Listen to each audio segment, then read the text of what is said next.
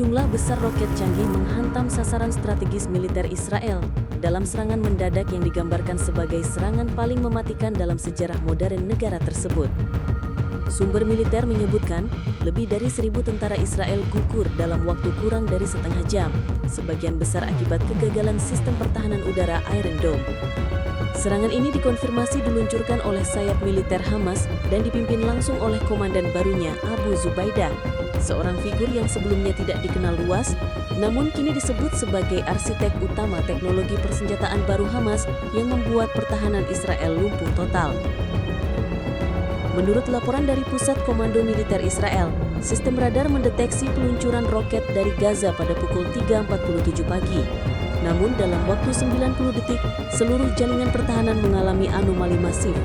Sistem peluncur Iron Dome gagal mengenali lintasan roket, bukan karena malfungsi teknis, melainkan karena karakteristik roket yang sepenuhnya baru. Roket-roket tersebut, yang kini disebut sebagai Zahran 7, memiliki desain aerodinamis yang belum pernah terekam dalam data militer sebelumnya. Dengan sistem navigasi otonom berbasis AI, Zahran 7 melakukan manuver zigzag di udara dan menghindari sistem pelacakan dengan tingkat presisi militer. Iron Dome tidak mampu mengunci satupun sasaran. Sebanyak 122 roket diluncurkan dalam 4 gelombang, tidak satupun berhasil diintersep. Gelombang pertama menghantam pangkalan militer Beersheva dan depot senjata di selatan Askelon. Ledakan beruntun menghancurkan gudang logistik dan persenjataan senilai ratusan juta dolar. Gelombang kedua menyasar pangkalan drone elit Israel, menyebabkan 23 unit drone tempur Hermes dan Eitan hancur sebelum sempat diterbangkan. Gelombang ketiga melumpuhkan sistem komunikasi militer, termasuk jaringan radio internal Brigade Selatan dan 2 titik komando cadangan. Puncak serangan terjadi pada pukul 4:11 saat gelombang keempat menghantam basis 14, fasilitas komando bawah tanah Israel yang sangat rahasia. Fasilitas ini memiliki sistem proteksi berlapis baja dan beton yang dirancang tahan serangan udara konvensional. Namun roket Zahran 7 dilengkapi kepala peledak berpenetrasi tinggi, dirancang khusus untuk menembus struktur bunker. Ledakan di basis 14 menewaskan setidaknya 540 tentara dari unit Komando 13 dan Brigade Golani. Sisa korban berada di berbagai titik lain. Total kematian militer Israel telah mencapai 1.003 jiwa, belum termasuk puluhan yang kritis. Roket Zahran 7 diyakini dikembangkan oleh Divisi Riset Hamas di bawah komando langsung Abu Ubaidah. Berbeda dari Qassam atau Fajr 5 yang lebih primitif, Zahran 7 menggunakan sistem guidance berbasis pemroses neural portable dengan chip ARM buatan sipil yang dimodifikasi. Kecepatan jelajahnya berada di kisaran Mach 2 dengan sistem koreksi lintasan real-time yang membuatnya sulit dideteksi.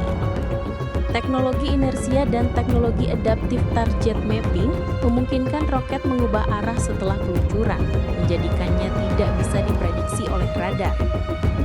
Laporan dari pakar militer Eropa menyebut Zahran 7 sebagai rudal pintar paling berbahaya yang pernah dikembangkan oleh aktor non-negara. Dalam rekaman video yang dirilis Hamas beberapa jam setelah serangan, Ubaidah tampil dengan suara tenang dan mengenakan pakaian hitam polos. Ia berkata, "Kita tidak memilih jalan ini. Jalan ini dipaksa oleh blokade, kehancuran, dan dunia yang tuli. Malam ini bukan tentang kemenangan. Ini tentang menunjukkan bahwa ketakutan tidak lagi satu arah."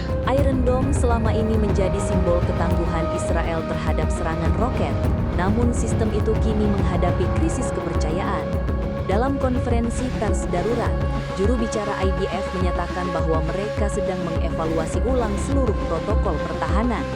Para ahli menyebutkan bahwa sistem pertahanan udara Israel belum pernah menghadapi senjata dengan kapasitas seperti Zahran 7, yakni roket berpemandu semi-otonom dengan kemampuan menghindar dan mengelabui sinyal. Iron Dome didesain untuk roket pendek yang bergerak dalam lintasan balistik standar.